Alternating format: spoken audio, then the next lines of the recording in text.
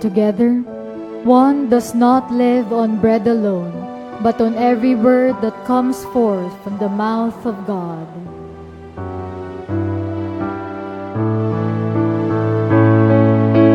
Glory to you, Word of God, Lord Jesus Christ.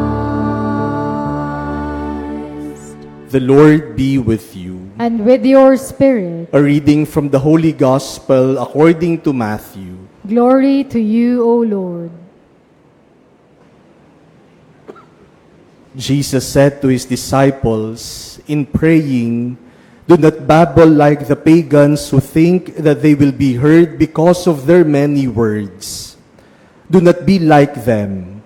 Your Father knows what you need before you ask Him. This is how you are to pray. Our Father who art in heaven, hallowed be thy name. Thy kingdom come, thy will be done on earth as it is in heaven. Give us this day our daily bread, and forgive us our trespasses, as we forgive those who trespass against us. And lead us not into temptation, but deliver us from evil. If you forgive men their transgressions, your heavenly Father will forgive you. But if you do not forgive men, neither will your Father forgive your transgressions." The Gospel of the Lord. Praise to you, Lord Jesus Christ.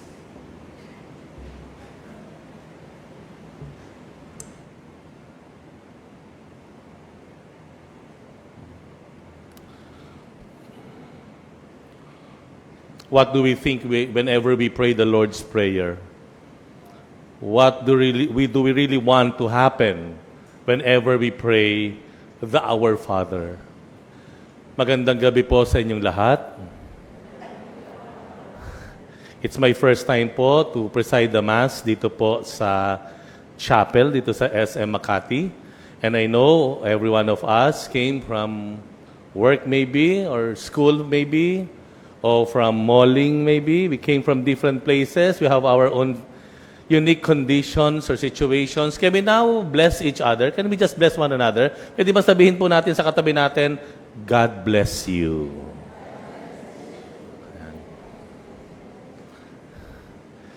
Siguro po ito ang pinaka-most popular prayer natin, and then that's the Lord's Prayer. Maybe one of the prayers taught to us when we were younger, yung Lord's Prayer o the Our Father. Pero, we will not go into detail, line per line. We will not reflect on it. We will not study.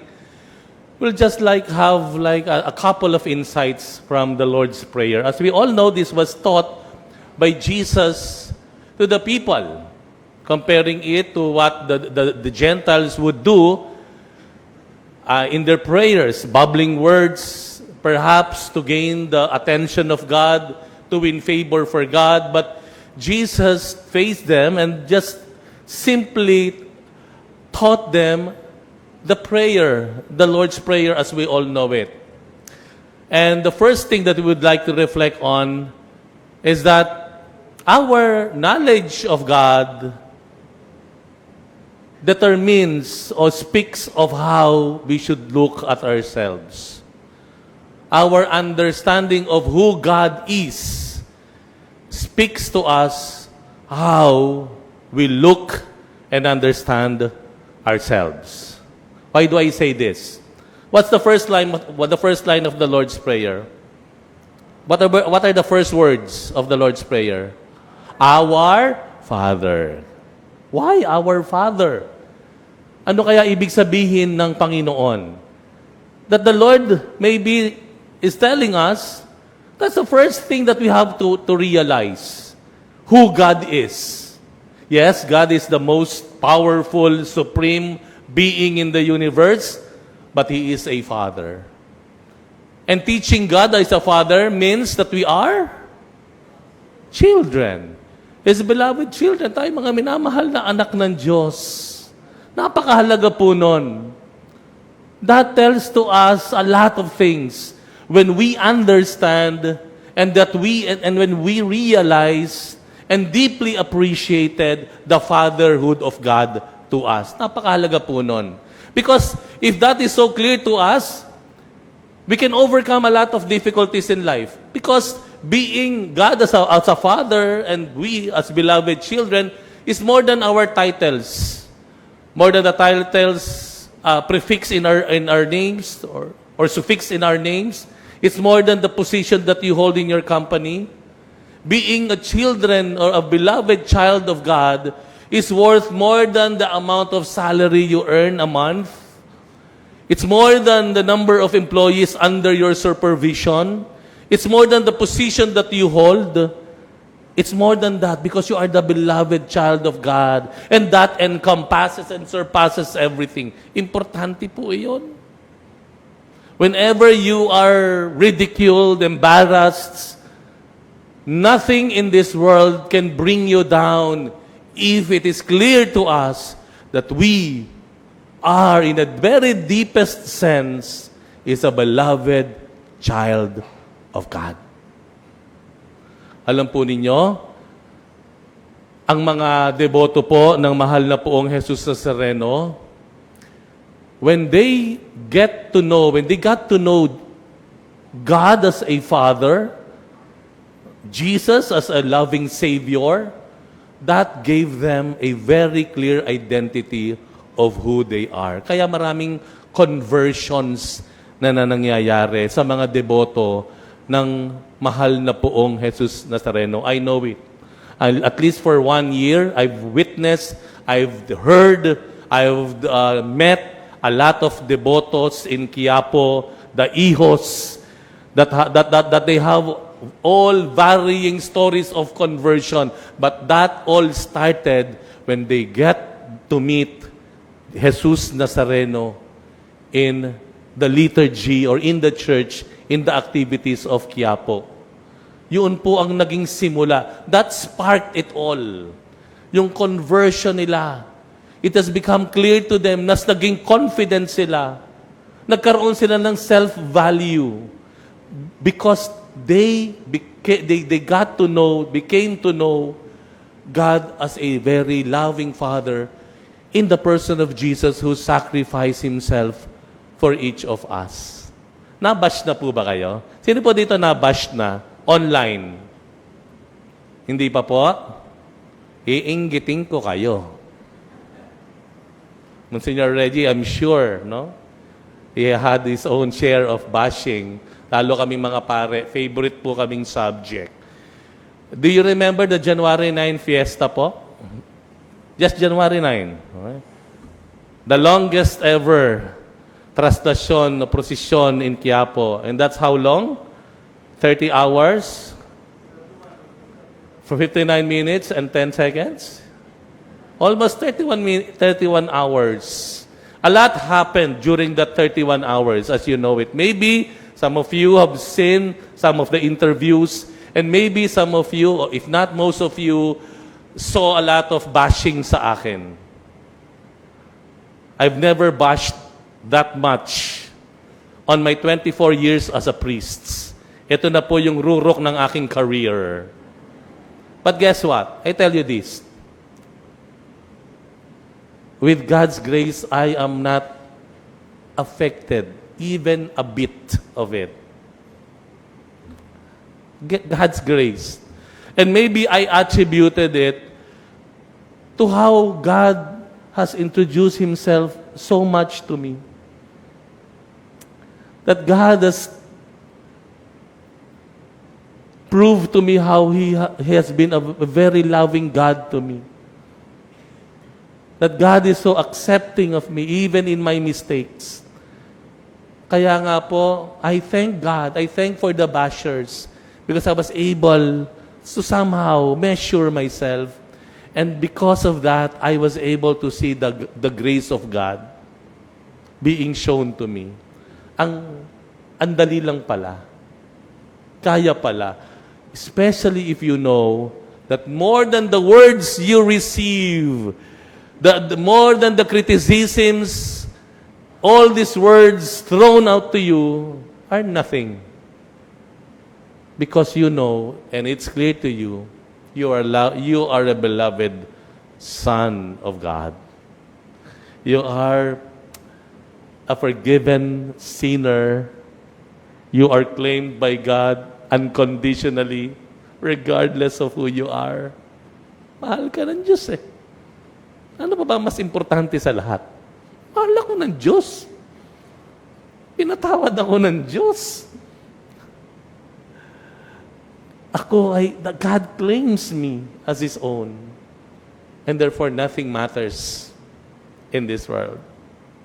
Kahit ano mangyari sa'yo, na-demote ka, na-chismis ka, biktima ka ng intriga sa opisina, you were misunderstood, misaccused, all these things will just be some dirt before you because you know the most important thing, mahal ako ng Diyos eh, bakit ba? Tinatanggap ako ng Diyos eh, bakit ba? Kahit sino pa ako, and that's most important. That's why our knowledge of who God is somehow determines for us how we should look and treat ourselves. Amen? Pero alam niyo po, meron pang may bonus pa doon. What's a bonus? The second point. Once we correctly know ourselves, rightly know ourselves, that will shape naman how we treat others. Ulitin ko po. How we know and understand ourselves will shape the way we treat others. Bakit ko sinabi ito? May mga tao po talaga na parang hindi kayo paborito. No? May mga tao sa buhay natin na parang mapaumaga ang sungit sa iyo, pauwi na lang kayo, masungit pa rin sa iyo. And you will ask yourself, ano ba ginawa ko kay boss? Ano ba ginawa ko sa kanya? Bakit laging galit sa akin? You know what? It's not about you. There's nothing wrong about you. And at times, there's something happening. There's something wrong happening to that person. At dahil yun nararamdaman niya, ganun na rin ang trato niya sa iyo. Di ba ganun po nangyayari sa atin? Pag galit tayo sa sarili natin, kahit sino umarap sa iyo, galit ka, magtatanong, ano ba ginawa ko sa iyo? Yung pala may dala-dala ka. May baggage ka pala. Di po ba ganun tayo? Minsan, if we are so insecure of ourselves, napaka-insecure natin, tayo yung number one critic ng iba. Ang galing nating manlait. Mang-insulto. Bakit? Kasi you yourself is suffering from low self-esteem. Kaya ganun ang trato mo sa iba. Di po ba? And if you are hurting, anong trato mo sa iba? You think and you feel that person is planning something bad to you. Kasi you are hurting. Ang tawag dun sa mga psychologists ay, is that mirroring or nagre-reflect ba? Parang something like that, no? Yung how you look at yourself, ganun din yung trato mo sa iba. Akala mo ganun din sila. Pero ang maganda rito, if you are so sure of yourself, if you are very confident of yourself, ikaw yung taong napakadali mo mag-affirm ng tao. If you're happy of what you have and how you look like, you can easily affirm person. Hindi ka may insecure. Kahit mamahalin yung damit niya, ikaw ay simple lang, you'll never get insecure. You'll even compliment, ay, ganda ng damit mo, bagay sa iyo. Hindi halatang fake. Bakit gano'n? Pag ako nagsusuot, halatang fake, pero ikaw, ang galing mo. You can joke around. Why? Because you are so certain of who you are. You are at peace with yourself. You are able to accept your flaws. You even recognize your strength. Ang ganda ng buhay, ang sarap mabuhay every day if you are able to accept the realities of who you are. Lahat naman tayo lahat tayo palpak, no? Lahat naman tayo merong hindi maganda na parte o bahagi ng buhay. But this is about acceptance. It's not about perfection. It's not about being flawless. No.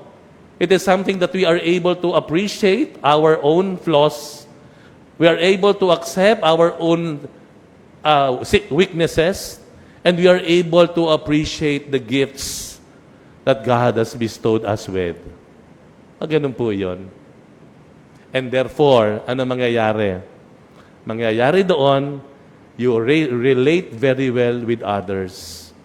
You are very charitable, you are so patient, you are so polite, respectful, at hindi ka nangaaway. Bakit? Because you're at peace with yourself. Look at Jesus Nazareno. Nung dala-dala niya ang krus, they start shouting at people, ikaw pinagaling kita, ikaw di ba, pinatawad kita, tapos pinagay mo. He was not complaining. When Jesus was carrying the cross, He was not complaining. Right? He was at peace with the cross. The cross and Him are one. He's at peace. Di ba tayo po kaya? We have our own crosses every day. We carry our own crosses every day. There's no point of comparing our crosses. But the truth is we have our own crosses today. But as we carry our cross daily, are we at peace with that cross? Makikita niyo po yung taong at peace with his cross, ito yung taong maayos makitungo. Maayos kausap. Hindi toxic, hindi masungit. Hindi dahil wala siyang problema. Walang ganun. Lahat tayo may problema. It's just that he is able to accept his cross. And accepting one's cross will shape how we treat others. The next time we will pray the Lord's Prayer, the Our Father, I invite you with two things. Remind yourself, you are a beloved child of God and nothing more matters.